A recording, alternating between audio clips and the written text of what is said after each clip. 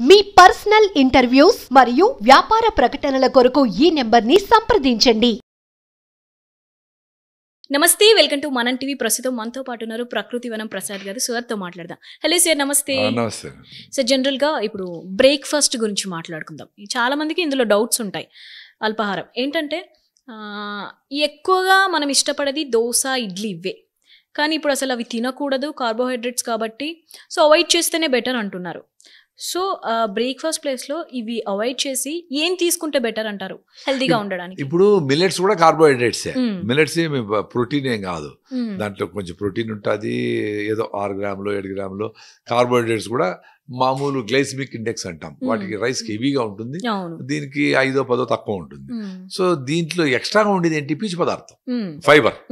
Fibre ఏం చేస్తుంది? Carbohydrate, fibre, మళ్ళీ కార్బోహైడ్రేట్, ఫైబర్, అట్లా లేయర్స్ బై లేయర్స్ 6 లేయర్లు 7 లేయర్లో ఉంటాయి మిల్లెట్స్ లో. సో మీకు కొంచెం కార్బోహైడ్రేట్ డైజెస్ట్ అయ్యి ఎనర్జీ కొద్దిగా వచ్చేటప్పటికి మళ్ళీ ఫైబర్ అడ్డపడుతుంది. సో మళ్ళీ కార్బోహైడ్రేట్ అట్లా స్లో డైజెషన్ ఉంది కాబట్టి లాంగ్ అవర్స్ మీకు ఆకలి ఉండదు. Very simple. సో మిల్లెట్స్ లో ఆ బ్యూటీ ఉంది కాబట్టి మిల్లెట్స్ తిన్న వాళ్ళకి బరువు తగ్గుతూ ఉంటారు, ఎనర్జీగా ఉంటారు, ఆకలి కావడంలే, 3 సార్లు 4 సార్లు తినే పనిలే. ఒకసారి ఇంట్లో నుంచి తిని, అందుకే ఇంట్లో నుంచి పోయేటప్పుడే మనం ఈ రిచ్ ఫుడ్, న్యూట్రిషియస్ ఫుడ్ బాగా తినేసి వెళ్ళిపోయినాం అనుకో, బ్రేక్ఫాస్ట్ కదా పాసిబుల్. అది మీరు బయటకు పోతే మంచి ఫుడ్ పొట్టకోళ్ళ ఇల్లు లాగా ఎక్కడ దొరుకుతుంది? నీకు ముందంటే ఎవరో వండి పెట్టేవాళ్ళు జర్నీలో, ప్రతి ఊర్లోనే పూటకోళ్ళు ఉండేటివి వాళ్ళ జర్నీ. ఇప్పుడు అట్లా లేదు కదా. సో ఇంటికంటే బెస్ట్ ఫుడ్ ఏమీ లేదు. ఫ్రెష్గా ఇంట్లో వండుకొని మంచిగా మీరు దేశీ రైస్ కూడా ఓకే, మీకు రైసే ఇంట్రెస్ట్ అయితే దేశీ బియ్యము, పాలిష్ బటన్ బియ్యము, నవారా బియ్యము, సిద్ధ సన్నాలు, రాజముడి ఇట్లాంటివి ఏమైనా కూడా తినొచ్చు. అట్లాంటివి తినేసి కూడా వెళ్ళిపోండి బయటికి. అందుకని బ్రేక్ఫాస్ట్ ఇంపార్టెంట్. ప్రతి పక్షి చూడండి పొద్దున లేస్తానే. సో నిజంగానే బ్రేక్ఫాస్ట్ ఇంపార్టెంట్ అంటారు? Very very important. అంటే ఒక మనిషికి 2 మీల్స్ సరిపోతాయా? అంటే మేమందరూ 2 మీల్స్ తోడడం. అంటే మళ్ళీ బ్రేక్ఫాస్ట్ తో పట్టుకుంటే ఆఫ్టర్నూన్, లంచ్, డిన్నర్ 3 అవుతాయి కదా? డిన్నర్ కాదు, మధ్యలో 4 టీలు, 2 బజ్జీలు, 2 పునుగులు ఇవన్నీ వేసి కదా ఇంటికి పోయేది. అవన్నీ వెయిట్ లాస్ ఎక్కడ? చాలా డేంజర్ అవన్నీ. యాక్చువల్ గా అదే చెప్పింది నేను. ఇప్పుడు ఇడ్లీ దోశ ఇష్టం మీకు, ఆ ఇడ్లీ దోశ మీరు రాగి పిండితో ఇడ్లీ చేయండి, మెత్తగా చేసుకోండి, బాగా పల్లీల చట్నీ, కొబ్బరి చట్నీ వేసుకొని, నెయ్యి వేసుకొని, కారం వేసుకొని తినండి. బాగా ఆరికెళ్ళి పిండితో రొట్టె చేసుకోండి, ఆరిక రవ్వతో ఉప్మా చేసుకోండి, సాంబార్తో ఇడ్లీ చేయండి, పొంగల్ చేయండి, బిసిబెళబాద్ చేయండి, టేస్ట్ గా చేసుకోండి. ఎవడొద్దన్నారు? అదేదో పెద్ద చాలా కష్టమైన పని అయిపోయినట్లు ఎక్కడో. అన్ని మీ ఊర్లోనే ఉన్నాయి. మనం మాట్లాడుకునేటివన్నీ మీ ఊర్లోనే, చిన్న చిన్న ఊర్లో కూడా ఉన్నాయి. మీరు రైస్ నుంచి అంత షిఫ్ట్ కాండి. మీకు అంత ఇంట్రెస్ట్ అసలు తెల్లగా ఉండే రైస్ కి టేస్టే ఉండదు. నువ్వు సాంబార్ కలిపితే సాంబార్ టేస్ట్, చికెన్ కలిపితే చికెన్ టేస్ట్. దానికి ఏది రోజు పరిగెత్తేది ఎందుకు? ఎందుకంటే బ్రెయిన్ లాగుతుంది. లిక్కర్ లాగా, సిగరెట్ లాగా, టీ లాగా, కాఫీ లాగా, పాన్ లాగా, జర్దా లాగా, దీనిలాగా రైస్ రైస్ బెటర్. ఎందుకంటే రైస్ గ్లూకోజ్ షూట్ అవుతుంది.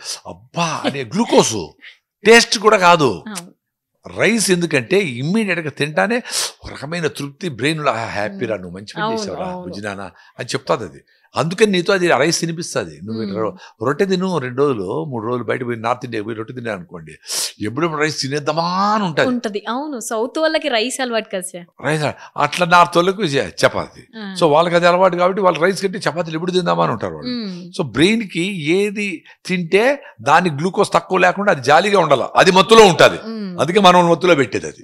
అది మత్తులో ఉండి నీతో ఆడిస్తూ ఉంటుంది. ఈ డ్రామా చేయి, ఆ డ్రామా చేయి, ఇది మంచి పని, అది చెడ్డ పని, నువ్వు పొద్దున్న లేచేది ఎందుకు, కిడ్నీలు పోతే మార్చుకోవచ్చు, ఎందుకు పరిగెత్తాలా, వీళ్ళందరూ చెప్తానే ఉంటారులే హెల్త్ గురించి అని అన్ని మోసం చేసేదానికి అది యాక్టివ్గా ఉంటుంది. అన్నిటికంటే దాన్ని అబ్జర్వ్ చేస్తే అప్పుడు అది సారీ అని ఏదో చెప్తుంది, అప్పుడు దాన్ని చెక్ పెట్టేదానికి ఛాన్స్ ఉంది. దాన్ని అబ్జర్వ్ చేయాలి, ఏం నీ మైండ్ చెప్తా. అదే రాత్రి అలారం పెట్టమంటుంది, అదే పొద్దున్నే దీని అబ్బాయిని ఆఫ్ చేస్తుంది.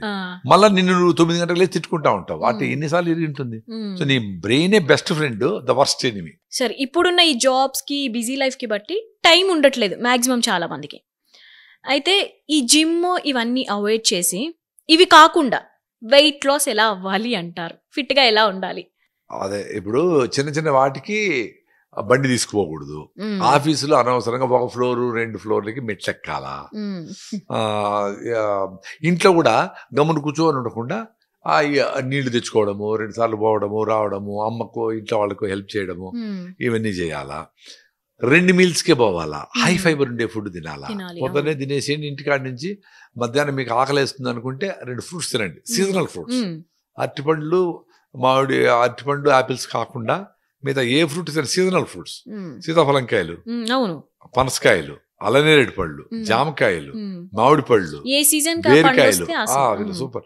ఒక రకం 2 రకాల ఫ్రూట్స్ మంచిగా ఫ్రూట్స్ బాగా తినండి. సాయంత్రము మీరు అర్లీగా ఇంటికి ఎప్పుడెప్పుడు పోదామా తినేద్దామా అని ఉండాలా.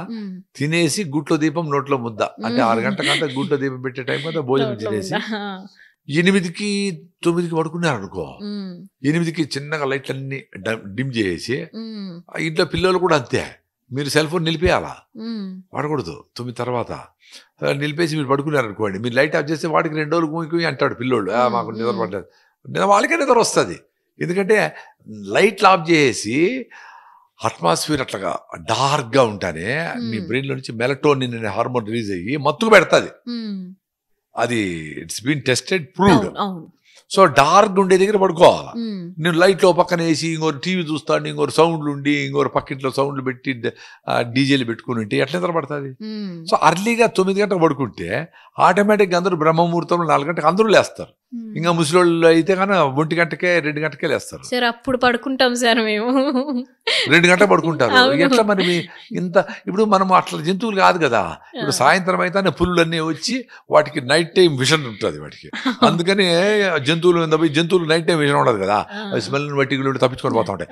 ఇవి పోయి అటాక్ చేసి వాటి తింటే అవి వాటి డ్యూటీ రాత్రి పోవాలని వాటికి, అందుకనే నేచర్ కళ్ళు రాత్రి కనబడేట్టుగా నైట్ విజన్ కళ్ళు ఇచ్చినారు పులులకి, సింహాలకి, ఈ కార్నివోరస్ అనిమల్స్ కన్నిటికి. మరి మనం కార్నివోరస్ అయిపోయి రాత్రి నిద్రపోవాల్సిన టైంలో ఎప్పుడైతే మెలటోనిన్ హార్మోన్ రావాలనో అప్పుడు యాక్టివ్ అయిపోయి జిమ్ చేసి, క్రికెట్ ఆడి, ఏందేందో నైట్ టైం అంతా చేసి అవి ఆడినప్పుడు ఏమవుతుంది, యాక్టివ్గా ఉంటే నీకు వేరే హార్మోన్స్, ఎండార్ఫిన్స్, డోపమైన్స్, హ్యాపీనెస్, ఏందేందో అంటే యాక్టివ్గా పెట్టేదానికి ఏమి హార్మోన్స్ కావాలనో ఆ హార్మోన్స్ వస్తూ ఉంటాయి.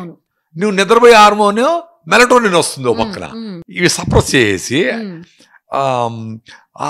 నిద్రపోయే హార్మోన్ సప్రెస్ చేసి యాక్టివ్గా ఉండే హార్మోన్స్ ఎక్కుతాయి. అప్పుడు నిద్ర రాలేదని ఒక 4-5 ఏళ్ళు ఇట్లే మొదలు పెట్టాడు అనుకో, నాకు నిద్రే పట్టడం లేదు సార్ అని డాక్టర్ దగ్గర పోతే మళ్ళీ నిద్ర మాత్రలు ఇవ్వడము ఏదేదో అవుతుంది. ఎందుకు ఇవన్నీ వదిలేసేయండి మీ యాక్టివిటీలు, నైట్ టైములు, నైట్ లేట్గా పడుకోవడాలు. ఎప్పుడో నెలకు ఒకసారి ఏదో అవసరమైంది పెళ్లికో ఇంకోటో దానికి, అంతవరకే. రెగ్యులర్ బేసిస్ మీద నైట్ లేట్గా పడుకుంటా ఉంటారంటే it is deadly, not good for anybody. First పెద్దోళ్ళు ఫాలో అయితే చిన్నగా పిల్లోళ్ళు కూడా ఫాలో అవుతారు. వాళ్ళు నిజంగా మనకంటే కరెక్ట్గా నిద్రపోతారు. మనం మేల్కొంటూ చూసి వాడు కూడా మేల్కోవాలని ట్రై చేసి పాపం బలవంతంగా మేల్కుంటారు పిల్లలు వాళ్ళకి. అదర్వైజ్ అందుకే చూడండి చాలా మంది పిల్లలు అట్లే నిద్రపోయింటారు, 6కే 7కే నిద్రపోయింటారు ఎక్కడ బస్సులో గీసులో అంతా. మనం వాళ్ళను డిస్టర్బ్ చేయకుండా ఉంటే వాళ్ళ నేచర్ దగ్గరే ఉంటారు. మనం వాళ్ళని ఈ చదువు, ఆ చదువు, ఈ స్ట్రెస్, నువ్వు ఫస్ట్ వచ్చేలా ఇది అయిపో, నువ్వు ఫస్ట్ అని చెప్పి స్ట్రెస్ పెట్టి వాళ్ళని ఆ రకంగా చేసినాం పిల్లలు. ఫస్ట్ పెద్దోళ్ళు ఫాలో అయితే చిన్నగా పిల్లోళ్ళు కూడా ఫాలో అవుతారు.